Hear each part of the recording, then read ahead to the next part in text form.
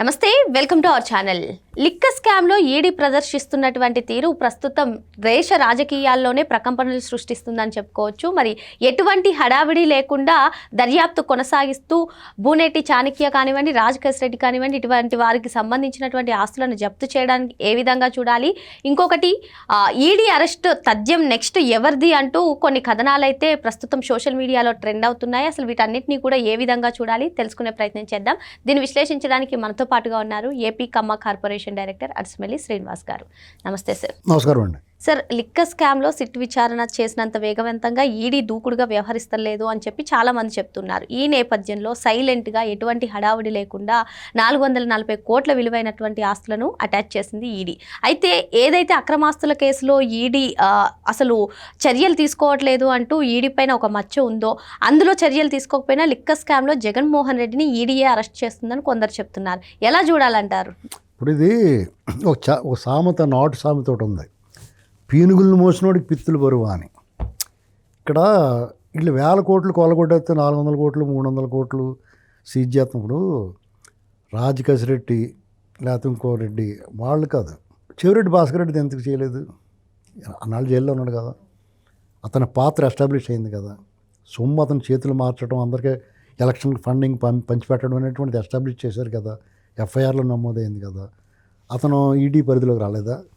అంటే వీళ్ళు సెలెక్టివ్గా కొంతమందిని తీసుకుని వాళ్ళు తీసి ఏదో కంటి తుడుపు చర్యగా తూతూ మంత్రంగా చేస్తున్నట్టు అనిపిస్తుంది ప్రజలకి. ఖచ్చితంగా ఈ దేశంలో ఈడీ, సిబిఐ తమ విశ్వసనీయతను కోల్పోయాయండి. ఎందుకంటే ఇటీవల కాలంలో ఒక తీర్పు వచ్చింది, ఢిల్లీ లిక్కర్ స్కామ్లో వీళ్ళది ఏమి తప్పులేదని వదిలేశారు. అది చాలా పెద్ద దెబ్బ వాళ్ళకి. నిజంగా ఎలాంటి దొంగలు పట్టుకుని ఇక్కడ వాళ్ళని వదిలేశారు కాబట్టి మమ్మల్ని వదిలేస్తారని ఆశపడద్దు వాళ్ళకి. ఇలాంటి పనులు చేస్తుండే ఎవరైతే కొరడుగట్టు నేరస్తులు ఉన్నారో, అత్యంత అవినీతి పరులు ఉన్నారో, పెద్ద దొంగలు ఉన్నారో వాళ్ళని వదిలేసి కోర్టు కూడా వ్యాఖ్యానించింది. బొత్స సత్యనారాయణ గారు కూడా అన్నాడు, చిన్న చిన్న దొంగలను పట్టుకుంటున్నారు, పెద్దోళ్ళని వదిలేసి అన్నాడు. రాజకేశ్ రెడ్డి ఎవరండి? అతనికి ఒక వస్తువు, స్క్రూ డ్రైవర్లు అటు, స్క్రూ ఇప్పడానికి బిగించడానికి స్క్రూ డ్రైవర్లు ఎలా ఉంటుంది అలాంటి. అసలు దొంగలందరూ వీళ్ళు కదా. ఫ్రంట్ లైన్ ధర్మాసనం లాంటిది అది, అవినీతి ఆసనం. అవినీతి ఆసనంలో జగన్మోహన్ రెడ్డి, విజయసాయి రెడ్డి, మిథున్ రెడ్డి, చెవిరెడ్డి భాస్కర్ రెడ్డి, కరుణాకర్ రెడ్డి, ఈ బ్యాచ్ అంతా కూర్చుని ఉంటారు. పెద్దిరెడ్డి వీళ్ళంతా మాఫియా సినిమాలో కూర్చొని డాన్లు అందరూ కూర్చొని ఓ మీటింగ్ పెట్టుకుంటారు కదా, ఒక్కొక్కటి గడ్డాలు, తలకాయలు, ఇలా కలజోళ్ళు ఇవన్నీ పెట్టుకుని వస్తారు. ఓ పెద్ద సుట్టలు కాల్చుకుంటాను. ఆ టైప్ వీళ్ళు సుట్టలు కాల్చరు కానీ వీళ్ళు, అలాగే అలాంటి వీళ్ళు వాళ్ళందరూ సూట్లు గీట్లు వేసుకొస్తారు, మామూలు తెల్లబట్టలు వేసుకుని వస్తారు. వాళ్ళని వదిలేసి ముంజిగాయ తిన్నామని వదిలేసి ఆ పై డొప్పలు ఉంటాయి, ముంజిగాయ ఇలా కొట్టేసిన తర్వాత పైన కూడా కొంచెం గుంజి అంటుకుని ఉంటుంది కదా, అవి అన్నవాడిని పట్టుకున్నారంట.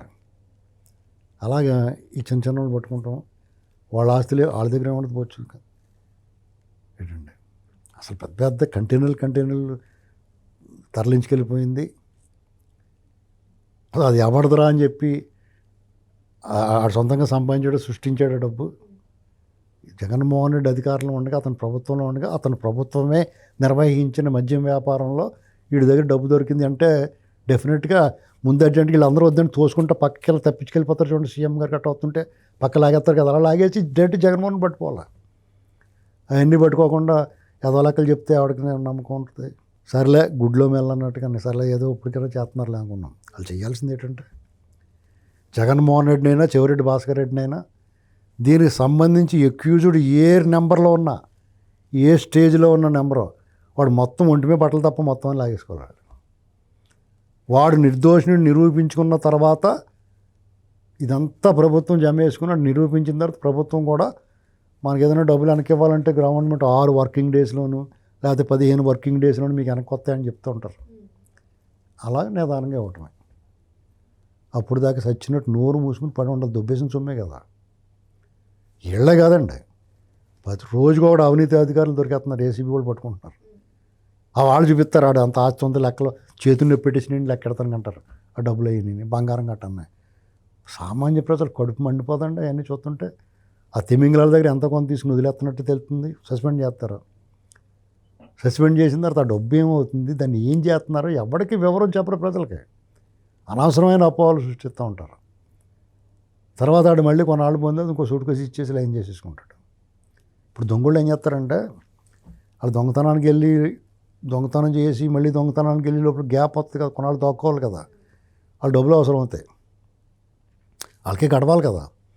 కొంతమంది పెట్టుబడి పెడతారు వాళ్ళకి, తర్వాత కొలగొట్టుకొచ్చేసిన తర్వాత సగం పట్టుకెళ్ళి వాళ్ళకి ఇచ్చేస్తారు. దాన్ని లిక్విడ్ డబ్బుల రూపంలో చేసి వీళ్ళకి అప్పుడప్పుడు ఇస్తూ ఉంటారు, నిదానంగా వాడుకుంటూ ఉంటారు, చీటీ కట్టినట్టు అన్నమాట. అలాగా ఈ నేరస్తులందరూ ఈ బ్యాచ్ అంతా కూడా వాళ్ళకి షెల్టర్ జోన్లో కొంతమంది ఉంటారు, వాళ్ళందరికీ కప్పం కట్టేసి మళ్ళీ పోస్టింగ్ తెచ్చుకుంటారు. నథింగ్ అంతే. సో మా రాజకీయ నాయకులు అంతే. అంటే మరి ఇది ఎలా మారుతుంది? ఈ మారదు, ఇది చాలా దారుణమైన పరిస్థితి అండి ఇది. ఎందుకంటే జనాల్లో ఒక రకమైన ఫ్రస్ట్రేషన్ పీక్స్కి వెళ్ళిపోయిన తర్వాత అన్నీ వదిలేస్తారు. ఇప్పుడు మనిషికి కామ క్రోధ మదమాశ్చర్యాలు అనేటువంటివి కొన్ని ఉంటాయి. వాటిలో అనేక రకాలైన సాధారణ మానవుడికి ఉండి ఈతి బాధలతో సహా కొన్ని అవలక్షణాలు కొన్ని ఉంటాయి, అన్నీ అతిగా ఉంటాయి. అన్నీ పూర్తిగా అనుభవించిన తర్వాత వాడికి ఒక రకమైన వైరాగ్యం వచ్చేస్తుంది, అన్నీ వదిలేస్తాడు, సాధు అయిపోతుంది. ఇంక మనం ఆ స్టేజ్లోకి వెళ్ళిపోతున్నాం. అవినీతి, అంతులేని అవినీతి, అరాచకం అంతు లేకుండా చేస్తున్నారు. ఏది చేసినా ఎక్స్ట్రీమ్కి వెళ్ళిపోయింది.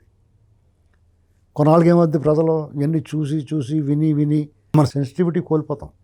మనకి విపరీతంగా అరాచకాలు మన కళ్ళ ముందు చూస్తున్నాం అనుకోండి, కొన్నాళ్ళకి అది అలవాటైపోయి మనకి దాని తాలూకు స్పందించే గుణం పోద్ది. ఆ స్టేజ్లోకి వచ్చేసాం మనం. ఇప్పుడు రాజ్యం, స్టేట్ ఏం చేస్తుందంటే దీని మీద ఒక ఉద్యమంలో తీసుకోవాలి. రాజ్యం తలుచుకుంటే దేనన్నా తొలగించగలుగుతుంది, ఇలాంటి వాటిని ఎలిమినేట్ చేసేయగలుగుతుంది.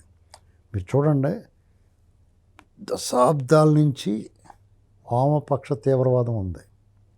అంటే నక్సలైట్లు, మావోయిస్టులు, ఇలాగ వాళ్ళందరినీ ఆపరేషన్ కగారు పేరుతో కకావికలం చేసేసి మొత్తం అందరూ వాళ్ళంతటా లొంగిపోయేలా చేస్తారు. మొత్తం మీద చాలా వరకు అరికట్టేశారు. అంతకుముందు కూడా కట్టిన మీద ఉక్కుపాదం, గ్రే హౌండ్స్ అని అది అని ఉక్కుపాదం అణిచివేసిన, చర్చిల పేరుతో పిలిపించి వాళ్ళు ఎక్కడెక్కడ ఉంటారో తెలుసుకుని చంపించేసిన, విషం కలిపి వాళ్ళు మత్తులో ఉండగా చంపించేసి దురాఘాతాలు చేసినా వాళ్ళు లొంగలేదు.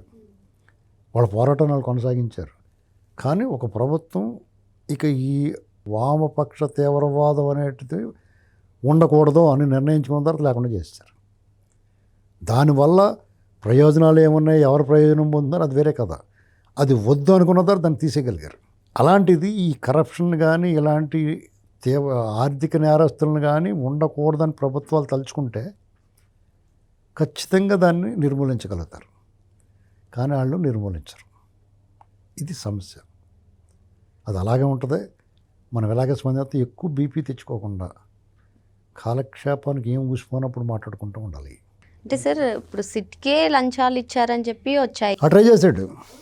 పొద్దున ఈడీకి కూడా ఇలాగే ట్రై చేస్తారు సార్. అంటే మరి దీనికి ఏ విధంగా చరమగీతం పాడాలి? మీరు చరమగీతం జనగణమని పాడలేరు. ఎందుకు పాడలేరంటే ఒక సిస్టంలో అందరూ ఒకలాగా ఉండరు. అత్యంత నిజాయితీ పరులైన అధికారులు ఉంటారు. నిజాయితీ ఉన్నా లేకపోయినా చట్ట ప్రకారం, రూల్ ప్రకారం వెళ్ళాలనుకున్న వాళ్ళు ఉంటారు. కొంతమంది ఏట్రా ఈ ఎంత జాతి ఏముందో, సుఖమే ఉంది మనకే అని ఏదైనా దొరికితే తప్పు పని చేద్దాం అనుకునే వాళ్ళు ఉంటారు. ఆడికి ఏమీ దొరక్క నిజాయితీగా ఉంటాడు. అంటే వృద్ధనారీ ప్రతివతం, దాన్ని ఎవరు అడగడు కదా, అని చేత ప్రతివతలాగా ఉంటుంది. అలాగే కొంతమంది ఏది దొరికితే దొబ్బేద్దామని చూస్తూ ఉంటారు, అటు దొరికితే లాగేస్తూ ఉంటాడు. ఇలా ఇన్ని రకాల లక్షణాలు ఉన్న అవలక్షణాలు ఉన్న వాళ్ళు ఉంటారు. ఇందులో ఖచ్చితంగా ఒక వంతు ఒక వంతు సిన్సియర్గా పనిచేయాలనుకుంటారు, చట్ట ప్రకారం వెళ్తారు, ఎక్కడ రూపాయి ఆశించరు, నిజాయితీగా ఉంటారు. వాళ్ళ పరిస్థితి ఎలా ఉంటుందంటే వాళ్ళ సాక్సులు 3 రోజులకు ఒకసారి కానీ మార్చరు, వాసన వచ్చేస్తూ ఉంటాయి. అంటే వాళ్ళని అవమానించట్లా, అంత దీన స్థితిలో ఉంటారు. వాళ్ళకి వచ్చి జీతం, వాళ్ళు ఉండే నగరాల్లో లేదా వాళ్ళు ఉండే ప్రాంతాల్లో జీవన విధానం చాలా కష్టంగా ఉంటుంది. ఈఎంఐ లేకుండా ఏది ఉండదు, ఇల్లు కానీ కారు కానీ ఇది. వాళ్ళు సర్వీస్లో ఉన్నంతకాలం వచ్చి అలవెన్స్లతోటి కేవలం జీతంతో వాళ్ళు బతుకు ఏడవాలంటే వాళ్ళకు ఇప్పుడున్న నగర జీవితంలో కానీ పట్టణ జీవితంలో కానీ ఇప్పుడున్న కాస్ట్ ఆఫ్ లివింగ్, జీవన వ్యయంలో చాలా కష్టం. 2 లక్షల జీతం రావచ్చు, అయినా సరే ఆడుకున్న సర్కిల్లో చాలా కష్టం ఉంది. ఖచ్చితంగా వాళ్ళు అడ్డదారి తొక్కాల్సిందే. అతను నిజాయితీగా ఉండాలనుకున్న వాళ్ళు ఇంట్లో వాళ్ళు ఇబ్బంది పడుతుంటారు. ఇతను నిజాయితీగా ఉండటం వల్ల పిల్లలు మమ్మల్ని, మా నాన్న ఇంత మంచి పొజిషన్లో ఉండి మేమేమీ అనుభవించలేకపోతున్నాం అంటే ఉండే బాధ పిల్లల్లోకి వస్తుంది. ఆ పిల్లలు తండ్రి సండుతూ ఉంటారు. పిల్లలు బాధ చూసి తండ్రి బాధపడుతూ ఉంటాడు. వీళ్ళందరినీ చూసి వాళ్ళ ఆవిడ బాధపడుతూ ఉంటుంది. ఆవిడేమైనా శంకిని అనుకోండి, రాకసేసి పీక్కు తినేసిది అనుకోండి, ఇక ఆవిడ పోరు ఎంతంత కాదన్నట్టు ఉంటుంది. బ్రహ్మరాక్షసులో పడిపోతూ ఉంటుంది మీద రాగానే, రోజు దెప్పు తినేస్తూ ఉంటుంది. ఆ సినిమాలో చూడడం ఏదో మిస్టర్ పేడల్లో కానీ ఆ అమ్మాయి చూడు అది కొనేసుకుంది, ఇది చూడు ఇది కొనేసుకుందని రోజు అటు ప్రాణం తీసేస్తూ ఉంటుంది. ఈ బాధ పడలేక వాళ్ళు ఏం చేస్తారంటే, జగన్మోహన్ రెడ్డి గారు తగినట్టు కళ్ళు మూసేసుకున్న 2 సూట్ కేసు మా ఇంట్లో పెట్టిండి అంటారు. తప్పదు. కాబట్టి వాళ్ళకి అదే అవకాశం. నేరస్తులకి నేరం చేయటంలోనూ తెలివితేటలుగా ఉంటారో, నేరాన్ని నుంచి బయటపడటంలోనూ ఇంకా తెలివితేటలుగా వ్యవహరిస్తారో, దానికి తగ్గట్టుగా ఆ డబ్బు అంతా ఉంటుంది. అందుకనే ఆ నేరస్తుడిని మీరు నువ్వు ఎక్యూజ్డ్ అని ఆ లిస్టులో పెట్టిన వెంటనే గబక్కని మన చేతిలో ఫోన్లు అయితే తీసేసుకుంటారు కదా పోలీసులు పట్టుకున్నప్పుడు, అలాగా ఆ బట్టలు తప్ప అన్నీ లాగేసుకోవాలి ఇంట్లో. ఆ కారు కూడా తీసేసుకోవాలి. అప్పుడే ఇది సెట్ అవుతుందండి. Okay sir. మరో అంశంతో మళ్ళీ కలుద్దాం. Thank you sir.